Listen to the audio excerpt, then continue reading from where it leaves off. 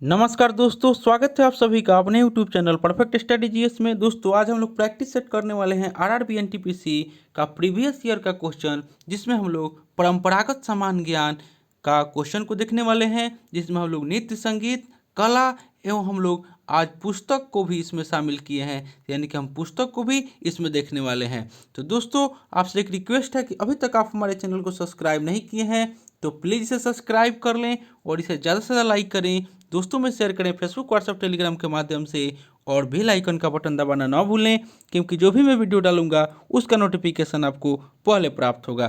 तो चलिए दोस्तों स्टार्ट करते हैं आज का प्रैक्टिस सेट। आज का पहला क्वेश्चन आपका हो जाएगा 40 तक। इसके पहले हम लोग 40 तक देखे थे, उससे हम लोग आगे आज देख रहे हैं। 41 नंबर में कह रहा है कि राखल लीला किस राज्य का लोक नृत्य है। 41 का राइट आंसर हो जाएगा ऑप्शन नंबर सी, यह आपको असम का लोक नृत्य है। नेक्स्ट देख लेते हैं। क्वेश्चन नंबर 42 में कह रहा है कि तमिलनाडु का सबसे लोकप्रिय लोक नृत्य कौन सा है। 42 का राइट आंसर हो जाएगा ऑप्शन नंबर ए, कारगम जो है यह आपको तमिलनाडु का लोकप्रिय लोक नृत्य है। नेक्स्ट देख लेते हैं और इसमें ऑप्शन देख लेते हैं। ऑप्शन नंबर सी में यक्षगान जो दे रहा है यह कर्नाटक का लोक नृत्य है, और ऑप्शन डी में दे रहा है कथकली, यह आपको केरल का लोक नृत्य है। नेक्स्ट देख लेते हैं। क्वेश्चन नंबर 43 में आपको कह रहा है कि घूमर डैश का पारंपरिक उत्साहपूर्वक लोक नृत्य है। 43 का राइट आंसर हो जाएगा ऑप्शन नंबर सी, यह आपको राजस्थान का पारंपरिक उत्साहपूर्वक लोक नृत्य है।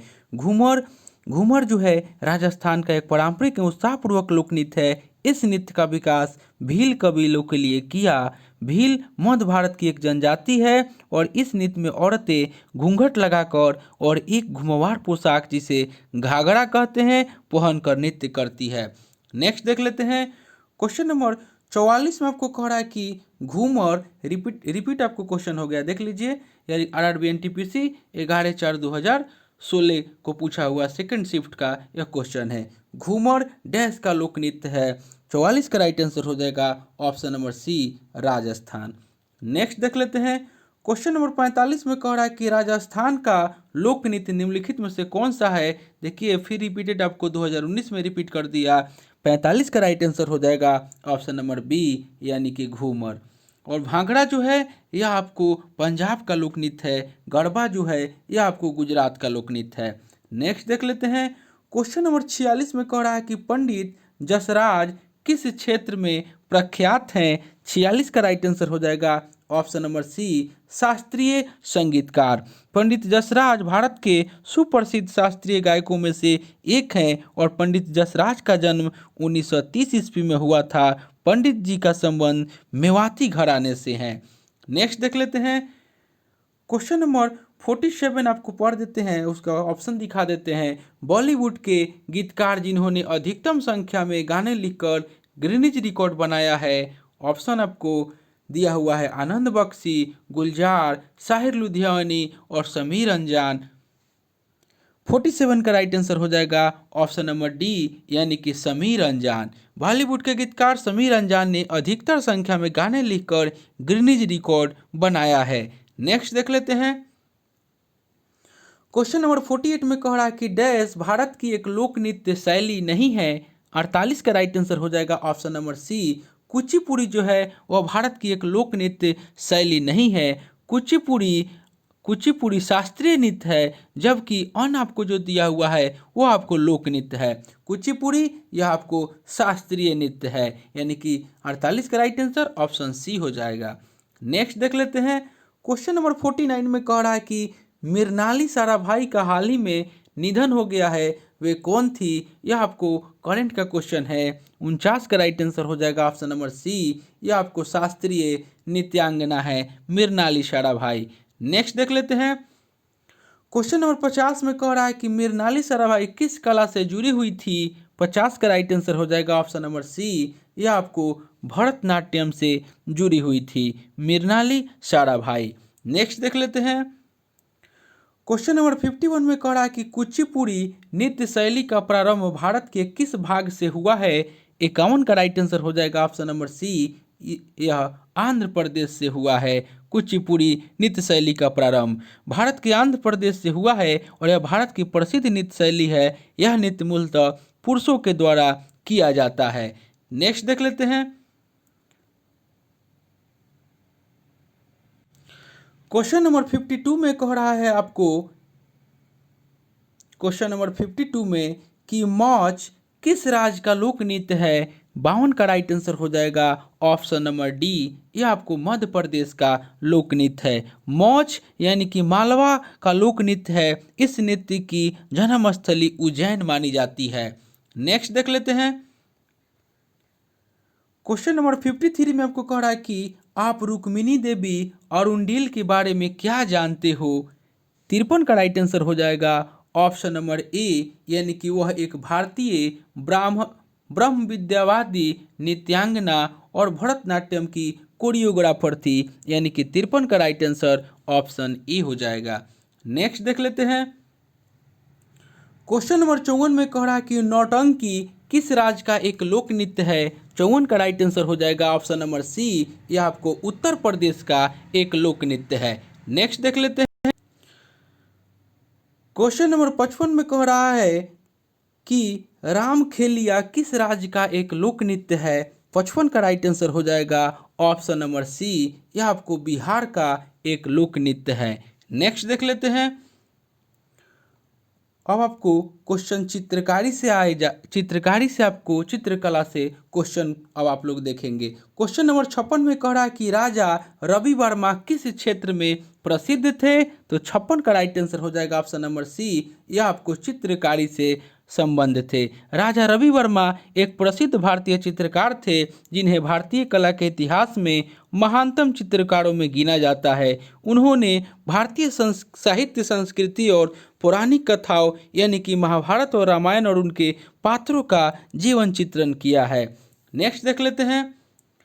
क्वेश्चन नंबर 57 में आपको कह रहा है 57 में कि कौन भारतीय शहर कढ़ाई की कला चिकनकारी के लिए प्रसिद्ध है। 57 का राइट आंसर हो जाएगा ऑप्शन नंबर ए, लखनऊ। लखनऊ शहर कढ़ाई की कला चिकनकारी के लिए प्रसिद्ध है, जबकि आपको हैदराबाद निजामों या मोतियों के शहर के नाम से जाना जाता है। नेक्स्ट देख लेते हैं।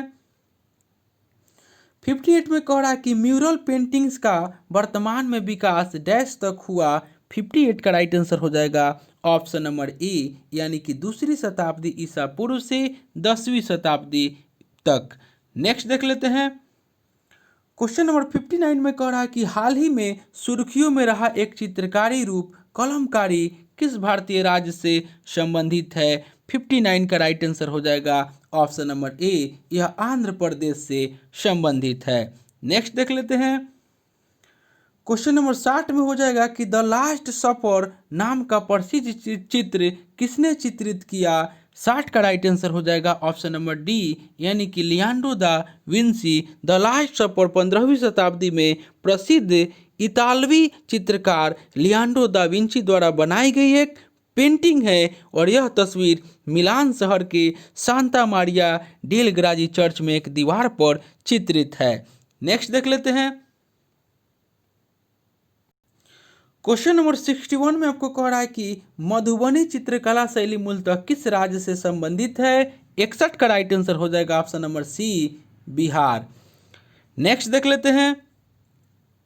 क्वेश्चन नंबर 62 में कह रहा है कि इनमें से किस चित्रकला का नाम बिहार के एक जिले के नाम पर रखा गया है। 62 का राइट आंसर हो जाएगा option number D, Madhubani. Next देख लेते हैं। क्वेश्चन नंबर 63 में कह रहा है कि किस समकालीन चित्रकार ने महात्मा गांधी पर चित्रों की एक श्रृंखला बनाई थी। 63 का राइट आंसर हो जाएगा option number D, Atul Dodiya. Atul Dodiya ने महात्मा गांधी पर चित्रों की एक श्रृंखला बनाई थी। नेक्स्ट देख लेते हैं। क्वेश्चन नंबर 64 में कह रहा है कि मधुबनी कला क्या है। 64 का राइट आंसर आपका हो जाएगा ऑप्शन नंबर सी, यानी कि बिहार में प्रचलित लोक कला है। नेक्स्ट देख लेते हैं।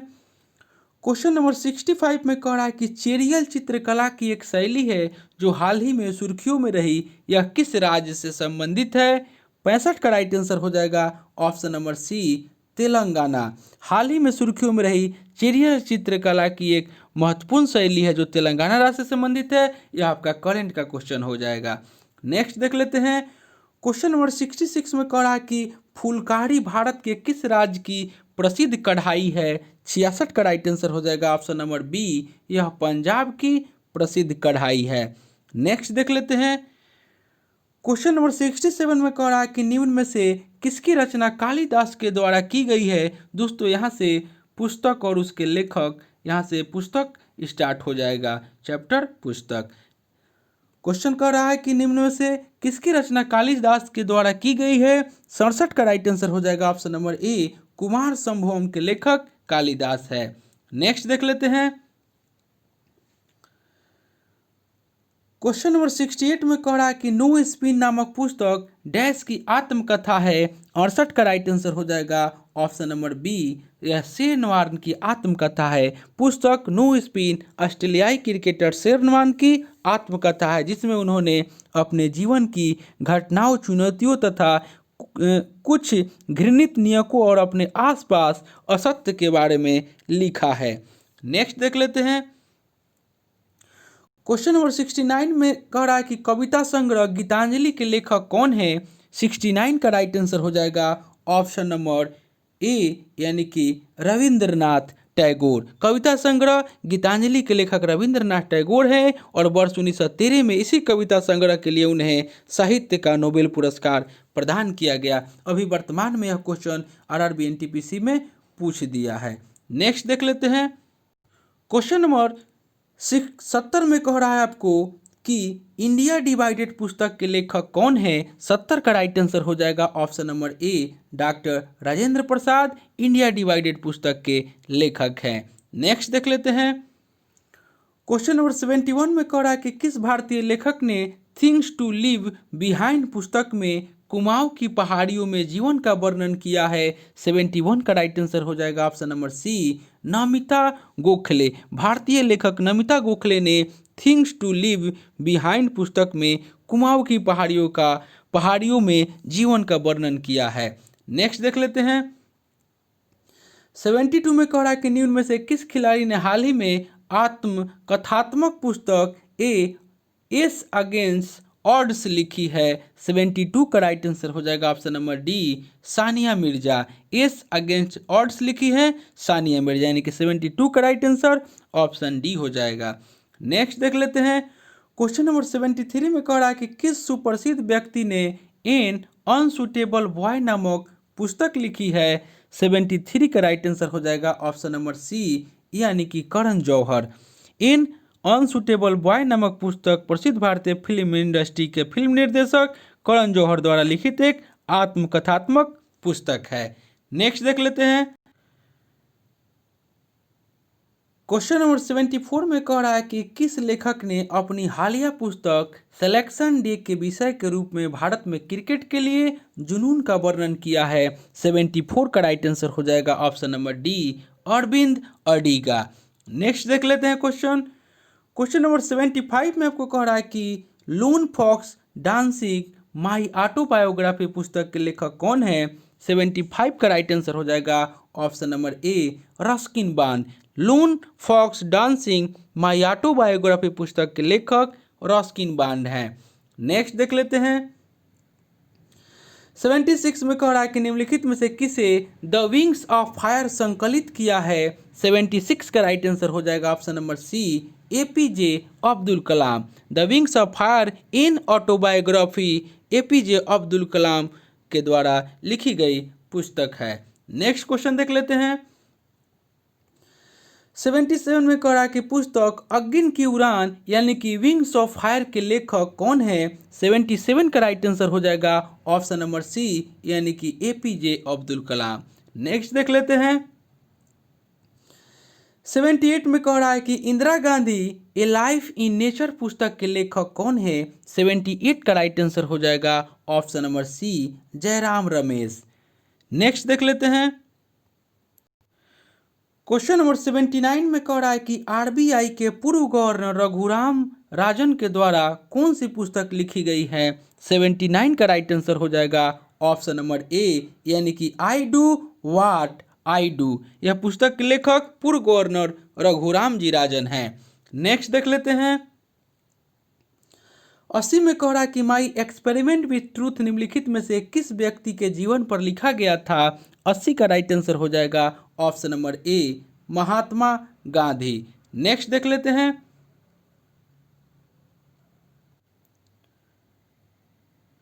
क्वेश्चन नंबर 81 में कह रहा है कि 19वीं और 20वीं शताब्दी के दौरान रविंद्रनाथ टैगोर लिखित साहित्यिक रचना है।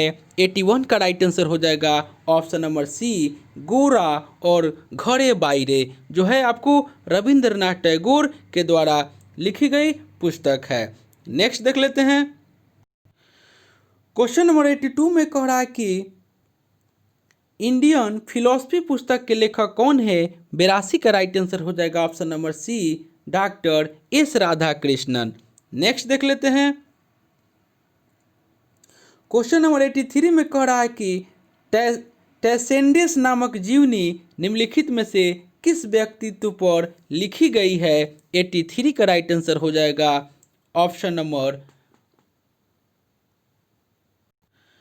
83 का राइट आंसर हो जाएगा option number D option number C यानी कि डॉक्टर एपीजे अब्दुल कलाम, जो कि ऑप्शन में एक ही दिया है। डॉक्टर एपीजे अब्दुल कलाम और अरुण तिवारी के द्वारा संयुक्त रूप से लिखा गया पुस्तक है टैसेंट, जो कि ऑप्शन सी में यानी कि इसका right answer option C doctor APJ Abdul Kalam हो जाएगा। नेक्स्ट देख लेते हैं।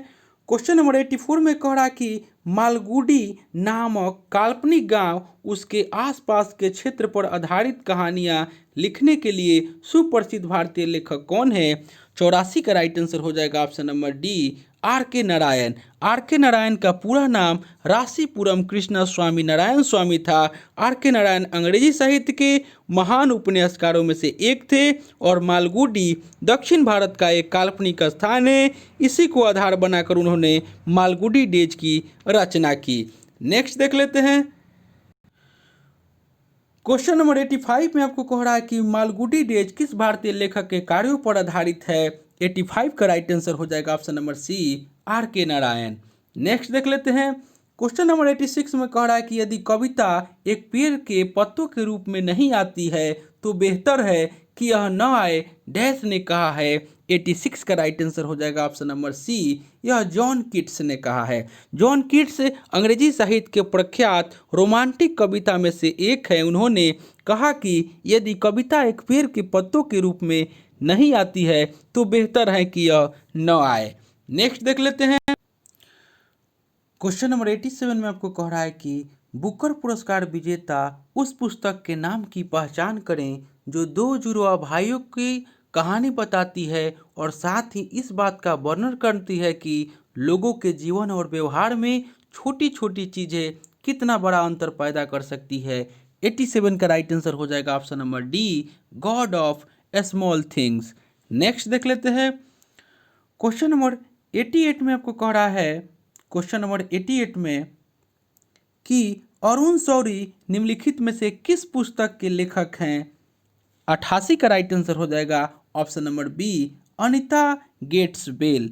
अनीता गेट्स बेल पुस्तक के लेखक अरुण शौरी है। नेक्स्ट देख लेते हैं। क्वेश्चन नंबर 89 में कह रहा है कि पुस्तक इंटरप्रेटर ऑफ मालाडीज द्वारा लिखी गई है।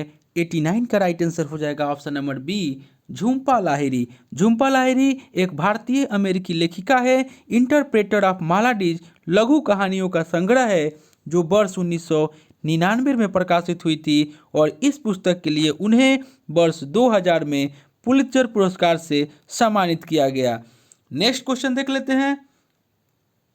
नेक्स्ट और अंतिम क्वेश्चन आज का हो जाएगा कि किस खिलाड़ी की आत्मकथा का नाम प्लेइंग इट माई वे रखा गया है। 90 का राइट आंसर हो जाएगा option number A Sachin Tendulkar. Playing it my way पूर्व भारतीय क्रिकेट खिलाड़ी सचिन तेंदुलकर की आत्मकथा है। तो दोस्तों यह प्रैक्टिस सेट जो हम लेकर आए थे आरआरबी एनटीपीसी और ग्रुप डी का परंपरागत समान ज्ञान से क्वेश्चन था। दोस्तों आपसे एक रिक्वेस्ट है कि अभी तक आप हमारे चैनल को सब्सक्राइब नहीं किए हैं तो प्लीज़ इसे सब्सक्राइब कर लें और इसे ज़्यादा से ज़्यादा लाइक करें, दोस्तों में शेयर करें फेसबुक व्हाट्सएप टेलीग्राम के माध्यम से, और बेल आइकन का बटन दबाना ना भूलें क्योंकि जो भी मैं वीडियो डालूंगा उसका नोटिफिकेशन आपको पहले प्राप्त होगा। तो चलिए दोस्तों, मिलते हैं नेक्स्ट वीडियो में, तब तक के लिए धन्यवाद।